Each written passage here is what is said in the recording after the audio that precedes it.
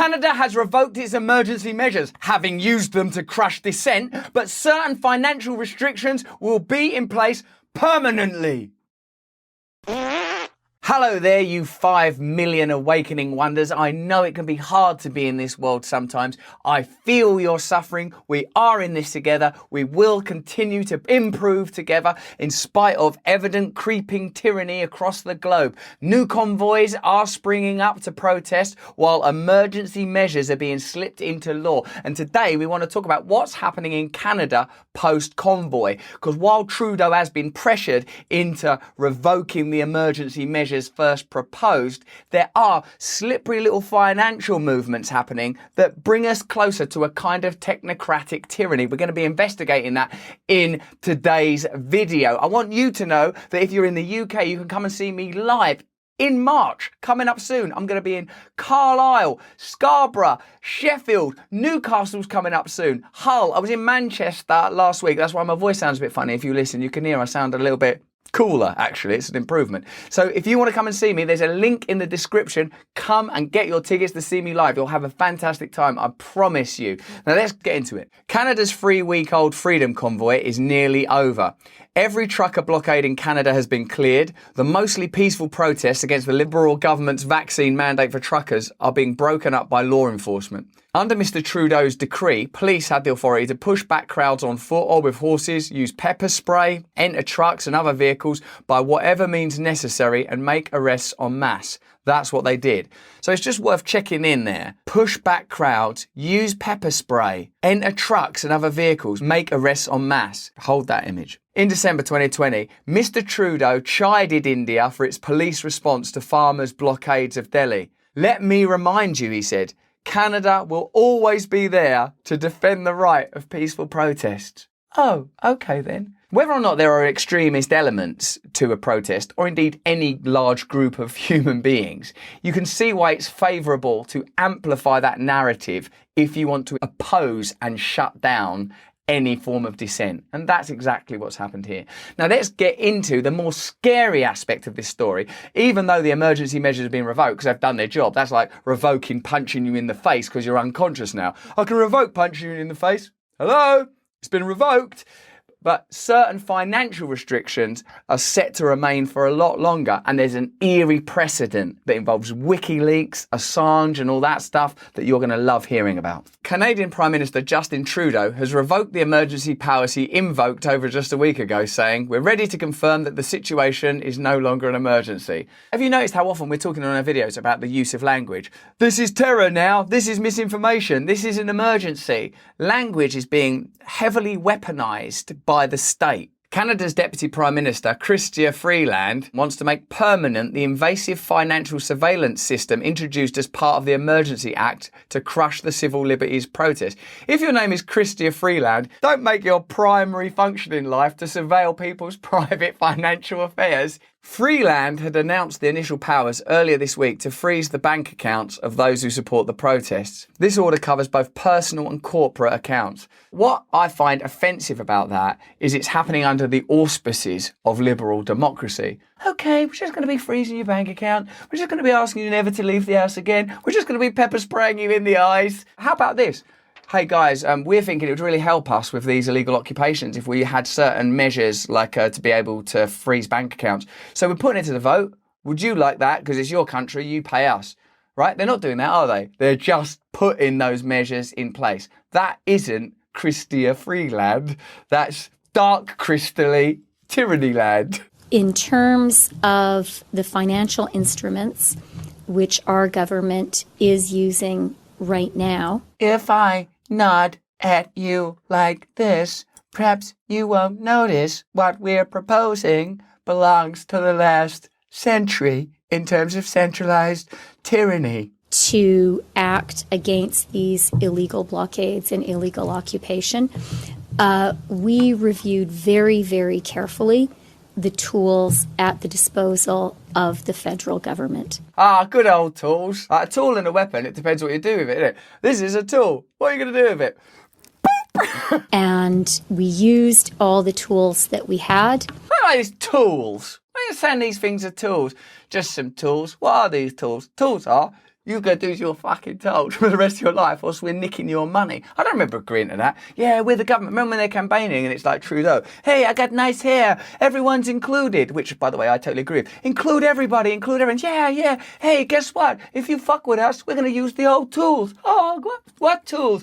These tools! Prior to the invocation of the Emergencies Act, and we determined that we needed some additional tools. We determined we needed additional tools. That's describing what a dictatorship is. We determined we needed additional tools. What's democracy? Who's we? What do you mean by determined? Now, some of those tools, we will be putting forward measures to put those tools permanently in place. Permanently. We're just permanently putting this in place. The authorities of FinTrack, I believe, do need to be expanded to cover crowdsourcing platforms. Because I suppose if you look at it, technology can be used in a multitude of ways. We are using it right now to communicate ideas that don't get discussed in the mainstream media, to offer critiques of power that are challenging to what I consider to be the misuse of authority and escalation of measures that are external to democratic processes we've been taught to understand it and how it's presented to us. And of course, new technology can be used to bring awareness to ideas, to fundraise, to create relationships. Tools can be used for good, but tools can also be used for bad. And I feel like what they're recognizing is, bloody hell, this trucker movement, that escalated fast, and they can fund it using crowd platforms and they can communicate using social media. Oh no, all of our tools of surveillance and oppression are being used to create power for the people, which, by the way, that's what democracy is meant to mean. Populism isn't a shameful thing. Populism means you are in charge of your life. And what they're doing is, oh no, you jolly well don't. This is where the old tools come in handy. Tools. And payment platform and their payment providers. Can you see the utility and plasticity of technology in this discourse emerging? When technology can be used to create digital ID and vaccine passports, systems of monitoring and surveillance, technology good, 2 thumbs up. When technology is getting used to empower people, to get people together, to create new narratives, to fund opposition to the government, to prevent what I would consider to be comparable to a kind of rolling tyranny, technology bad, 2 thumbs down for technology now. That is something that we need to do and we will do, and that needs to be in place permanently. If you're Canadian, they've just changed your country forever. They've just gone, we can permanently now, when we decide, when we need to, using our tools, shut down your bank account.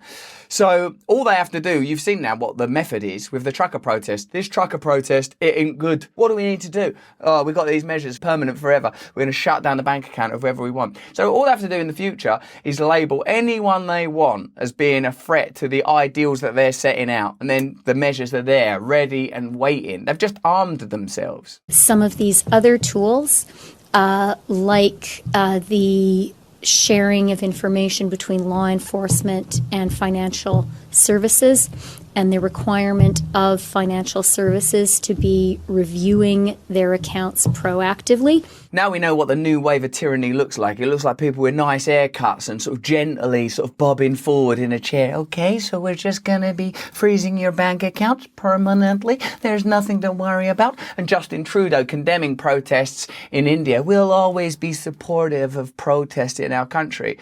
Well, we can all say that. It's very easy to say that. But when that is concomitant to the closure and freezing of bank accounts, shutting down crowdfunding, determining whether or not a protest is malign and judging it as such in order to foreclose it, that is literally the building blocks of tyranny. That's what it would look like now. We're sort of idiots, aren't we? We think unless they've got the moustaches, they can't be tyrants, because we all remember what it was last time round. I'm serious. That's the misuse of power. And if you can't see that because you really like Justin Trudeau's hair, then you've got to start watching different TV channels. These are extraordinary measures that we absolutely believe are necessary in the current circumstances. Oh, it's all right. As long as you absolutely believe it's necessary. I thought you were just doing it for a laugh. We don't really believe it's necessary. Oh, you believe it. That's fine. Because, I suppose then we'd only have to question this if we, didn't trust you. That are having an impact. And let me also point out, having a peaceful impact. Yeah, it is peaceful if everyone sits bolt upright in a cell all day and nobody moves or does anything and all our bank accounts are frozen. See how peaceful they are in their tiny little cells with that thing in the back of their head, all in the formaldehyde pink soap stuff that Neo was in The Matrix. Ah, so peaceful, so free, so liberal, so Canada. And the other aspect of the financial tools that I would point to as being really effective and important is being clear that insurance on trucks that participate in these illegal occupations and blockades will be suspended. All right, we're shutting you down from every angle. So those of you that have ever considered that there are conspiracies between the government and financial industry and that insurance is some kind of scam and that the government just looks for ways to create power and control you, telling you all the time you're free to do as we tell you, you're free to do as we tell you, to quote the late, great Bill Hicks. Now you have a further piece of evidence. They shut down the insurance of the trucks. They shut down the funding of the protesters. They closed down the bank accounts of people that support it. That may be many things, but what it is not is liberal democracy. We didn't have those tools. Stop saying tools. I don't believe that those tools should be part of the toolbox. All right, we get a metaphor. Good old tools. We just want to hammer home these points and chisel away our freedom and saw away the Constitution and then saw away your spirit and your soul, then weld you shut in a dystopia. Well, that sounded okay. She used a lot of tools. Of a government in ordinary times, but they are necessary in these extraordinary circumstances. Now we've got an article from Pulitzer Prize winner and well-known right-wing fascist Glenn Greenwald. And I'm being sarcastic when I say stuff like that. I know Jacobin is left, and it's a joke. I'm from England. The decade-long repression of Julian Assange and WikiLeaks standing alone demonstrates how grave neoliberal attacks on dissent have become. While the Obama DOJ Under-Attorney General Eric Holder failed to find evidence of criminality after convening a years-long grand jury investigation, the then chairman of the Senate Homeland Security Committee, Senator Joseph Lieberman, succeeded in pressuring financial service companies such as MasterCard, Visa, PayPal, and Bank of America to terminate WikiLeaks accounts and thus banish them from the financial system, choking off their ability to receive funds from supporters or pay their bills. You might think that this is a kind of unprecedented tyranny, but it isn't. There is a precedent, and look at where it comes from. It will chill you to your bones. Lieberman and his neocon allies also pressured Amazon to remove WikiLeaks from its hosting services, causing the whistleblower group to be temporarily offline. All of that succeeded in crippling WikiLeaks' ability to operate despite being charged with no crime. Indeed, as the DOJ admitted, it could not prove that the group committed any crimes. We can't prove you've done any crimes, but we're going to just do all of the things that we would do if we had proved you'd done some crimes, including putting Julian Assange in prison, apparently forever. Those tactics pioneered against WikiLeaks, excluding dissenters from the financial system. Again, do you see how that's comparable to some of the mandate conversation, the legitimizing of exclusion? You're not allowed in the financial system. You're not allowed in the social systems. Coercing tech companies to deny them internet access without a whiff of due process have now become standard weapons. Trudeau's government seizes and freezes bank accounts with no judicial process. Seizes and freezes bank accounts with no judicial process. That's Trudeau. How much largesse and goodwill has this geezer's haircut got him that you can start freezing and seizing bank accounts? The charity fundraising site GoFundMe first blocked the millions of dollars raised for the truckers and announced it would redirect those funds to other charities. Oh, thanks. Then refunded the donations when people pointed out, rightly, that their original plan amounted to a form of stealing. They just had a conversation with someone in the government going, oh, we'll just redirect it to other charities. You can't do that. That's not freedom. You can't just say that the people that you don't agree with are fascists and then behave fascistically. When an alternative fundraising site, Give, Send, Go, raised millions more for the truckers, Canadian courts blocked its distribution. They're like whack-a-moling their way through freedom. Oh, freedom's rude, it said again. Get the tools! Get the tools! We're going to need a couple of tools, a bit of freedom. What is most notable, though, is that this alleged criminality is not adjudicated through judicial proceedings. No judicial proceedings. Forget democracy, forget justice. These are like literal pillars that prevent tyranny. Right, how are we not going to have tyranny? Well, I suppose you could have it that people can kick people out of government and you can't introduce measures without the consent of people. Right, get out of the way then. Also, what else? Well, you could have judges and juries and people hearing both sides of a story. Yeah, get rid of that. So you can see how the culture and the political landscape start to co-align and create sort of templates and moods and atmospheres of guilty until proven innocent, of as long as things look right and they're saying the right type of words, then you can shut people down. And if people don't look right and they don't, it's a bizarre inversion of the classical prejudice and bigotry that I prayed that we had left behind and moved beyond. Without the accompanying protections of judges, juries, rules of evidence and requirements of due process, but simply by decree. When financial service companies choked WikiLeaks back in 2010, they justified it by pointing to the government's claim that the group was engaged in crimes and therefore in violation of the rules of the platforms. And now the Canadian truckers have been magically transformed into criminals without the inconvenience of a trial. So all you have to do if you don't like what someone's saying is assure that they are regarded as criminals, and then what they are saying is devoid and negated, diluted, condemned, removed. So you can see that that's an important piece.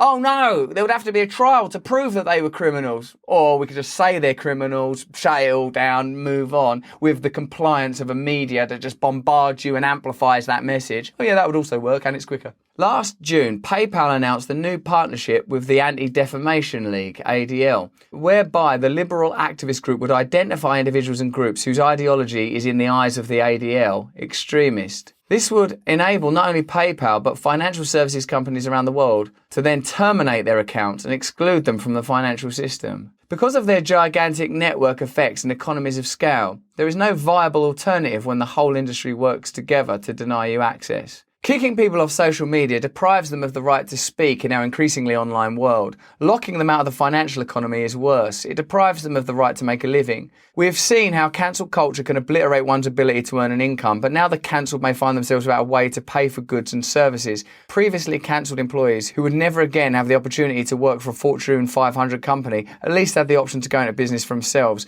But if they cannot purchase equipment, pay employees or receive payments from clients and customers, that door closes on them too. So, again, with the trucker protests and with the subsequent measures, we have to open our minds wide enough to include the possibility that these measures might find application in subsequent protests or in subsequent systems of opposition. We have to be aware that once a government has that degree of control, it rarely yields it. We have to observe that we are living in a unique time, that whatever you think about the pandemic, it is being used to increase power and control in important ways that may never again be undone.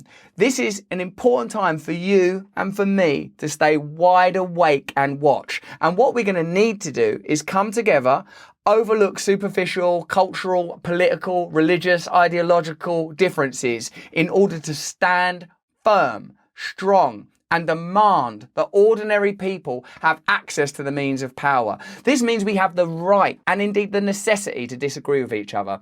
That means that there has to be conflict. Because if you're going like, oh, good, cancel that part, get rid of them, it's going to be you.